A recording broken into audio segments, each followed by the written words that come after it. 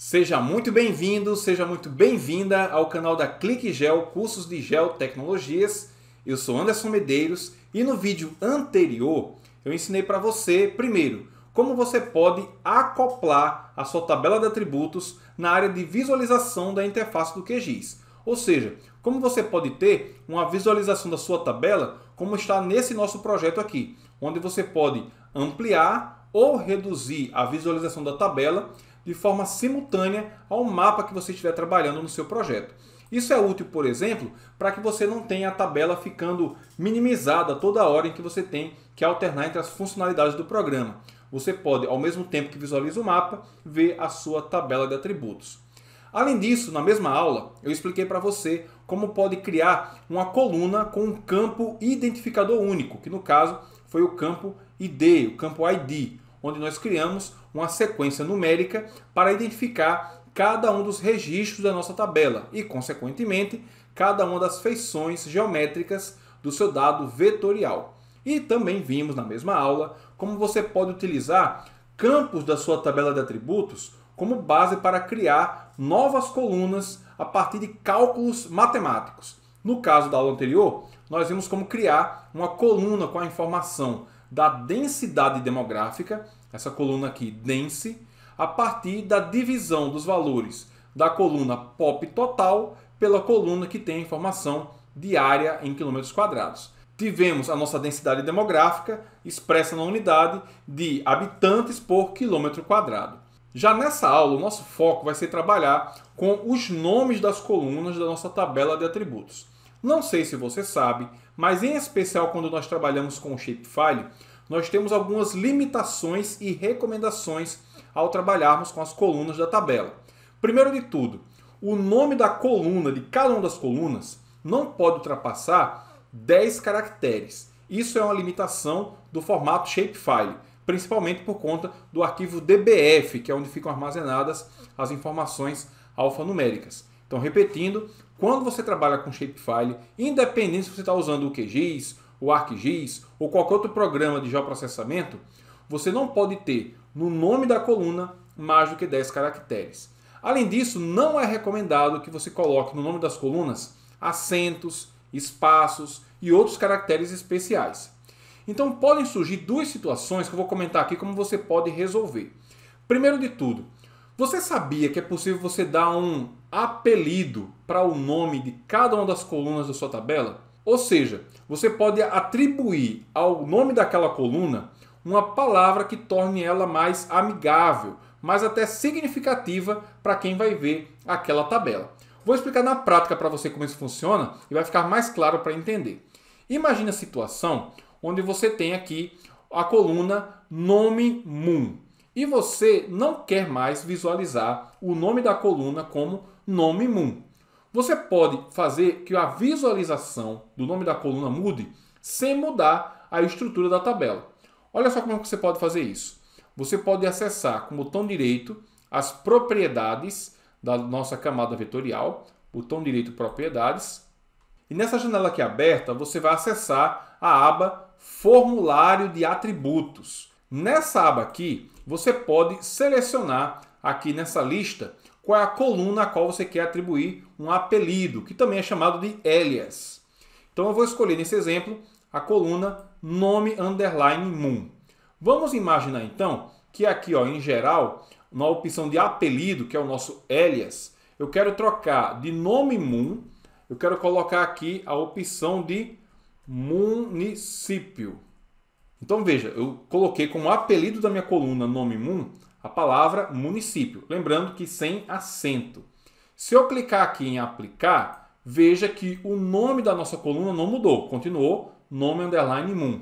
Já quando eu clico em OK, você vai ver que automaticamente já vai aparecer um nome diferente. Quando eu clico em OK, olha só, já mudou para município. Ficou algo mais amigável, ficou um nome mais claro de se entender. Quando você bate o olho já sabe de que se trata. É o nome do município, escrito de uma forma bem clara. Se você olhar de novo lá nas propriedades da camada, você vai perceber que o nome da sua coluna não mudou. Ela continua sendo nome Moon. Olha só, nome Moon. Apenas o apelido é o que está sendo visualizado aqui. Você pode fazer isso com quantas colunas você quiser. Por exemplo, nós temos aqui na nossa tabela, nós criamos no vídeo anterior, a coluna Dense. Se eu quiser mudar o nome dela, eu posso botar aqui, por exemplo, Dense Demo, para indicar que é a densidade demográfica. Se eu clicar em aplicar, ele não vai mudar automaticamente, mas quando eu clico em OK e vou olhar aqui na minha tabela, eu tenho aqui a representação Dense_Demo, indicando a densidade demográfica. Esse aqui é o recurso de você aplicar um apelido, um alias, para o nome da sua coluna. Mas vamos imaginar agora uma outra situação que vale a pena você aprender como lidar com ela. Vamos imaginar a situação em que você vai fazer alguma alteração nos registros em determinada coluna. Ou seja, você vai mudar os valores que estão preenchidos em alguma dessas linhas da sua tabela de atributos, logicamente a camada estando em modo de edição. E você não quer correr o risco de depois você ficar sem aquelas informações originais. Como é que você pode criar na mesma tabela de atributos um backup daquela sua coluna? Como você pode fazer isso? É isso que eu vou mostrar para você a partir de agora. Você deve clicar na opção de colocar a camada em modo de edição. Lembrando que pode ser tanto aqui pela tabela, ou então clicando com o botão direito, alternar modo de edição. E aqui na sua tabela de atributos, você vai com a camada em edição, vai abrir a calculadora de campos. Vou clicar aqui, ela vai abrir e você vai criar um novo campo, certo? Vai colocar o nome para ele. Nesse exemplo aqui, eu vou querer criar um backup com as informações dos valores de área, certo? Então a coluna área KM2, eu vou querer criar uma coluna que tenha exatamente essa mesma informação. Eu vou colocar aqui o nome área, underline, QUIM, de área em quilômetros quadrados, apenas para exemplificar o processo. Depois disso, eu vou criar aqui um campo do mesmo tipo do meu campo original. Nesse caso vai ser um campo do tipo decimal real, perceba só decimal real. E na sequência, o comprimento aqui, eu posso colocar um comprimento, vou colocar tamanho 10 e a precisão 3 já é o suficiente. Na sequência, você vem em campos e valores e vai dar um duplo clique no campo que você quer duplicar, que você quer criar o backup dessa coluna. Nesse caso aqui, vai ser a coluna de área KM2. Dou o duplo clique, aqui está. Vou clicar em OK e ele vai criar no final da minha tabela um campo com a mesma informação. Vou clicar aqui, ó. E olha só, no final nós temos área KIM, a nossa área em quilômetros quadrados. Simples assim, com os mesmos valores que tem na nossa coluna original. Apenas para exemplificar também usando a coluna textual, embora o processo seja o mesmo, eu vou abrir aqui a calculadora de campos e vou criar agora um novo campo com os dados da mesorregião. Eu vou colocar aqui o nome de nome underline meso. Vai ser do tipo texto, então é texto string. Comprimento do campo de saída, eu vou colocar aqui tamanho 30, já que são dados textuais, tem mais caracteres.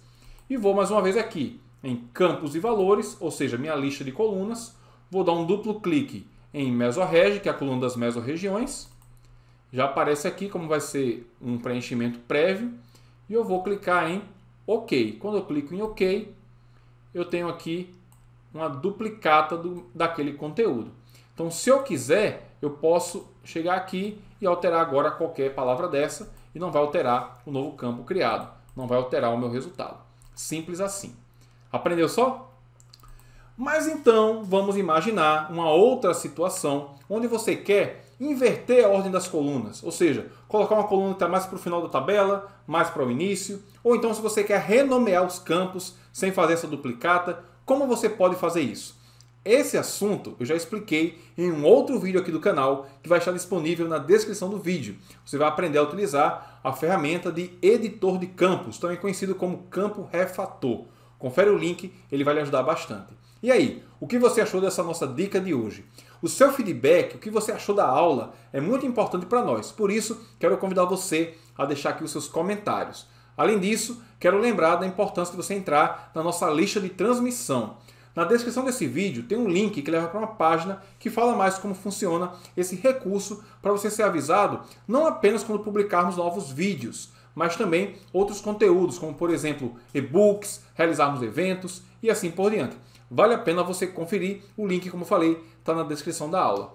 Então é isso, pessoal. Não deixe de ver a parte 1 desse vídeo, onde eu falei sobre outras funcionalidades do QGIS. E claro, maratone os conteúdos da QlikGeo. Isso vai ajudar você bastante a aprender mais sobre produção de mapas, geoprocessamento e outras aplicações das geotecnologias. Vejo você então na nossa próxima aula, no nosso próximo vídeo.